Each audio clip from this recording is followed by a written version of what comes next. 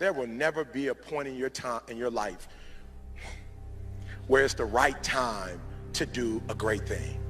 If you're waiting for that perfect moment, that perfect timing, it's not going to happen. You know what you have to do? You have to create the perfect time and the perfect opportunity and the perfect situation. So that a lot of people become comfortable. They stop growing.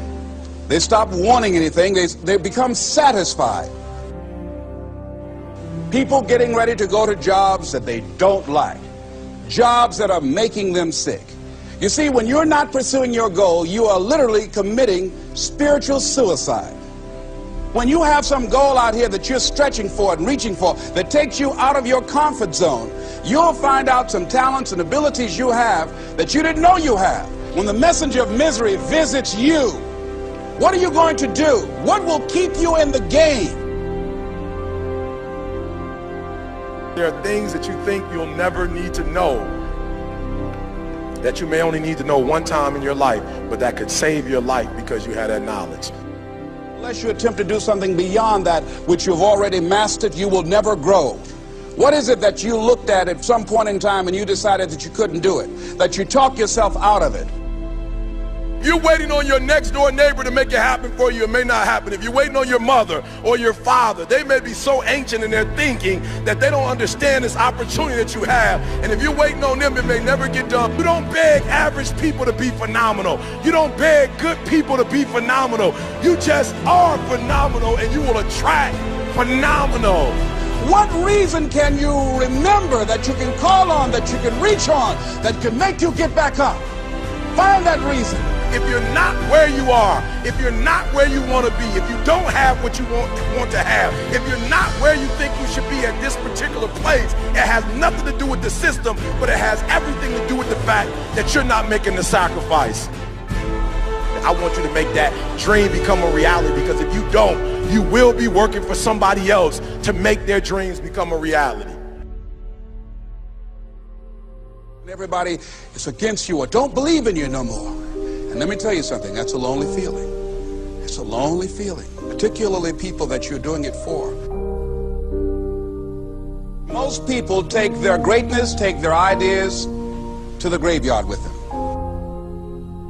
Listen to me, if it was easy, everybody would do it.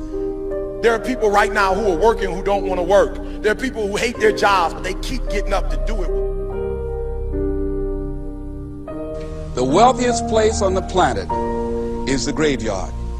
Because in the graveyard we will find inventions that we never ever were exposed to. Ideas, dreams that never became reality. Hopes and aspirations that were never acted upon. Question is, what are you going to do with your time? What drives you? And greatness is a lot of small things done well.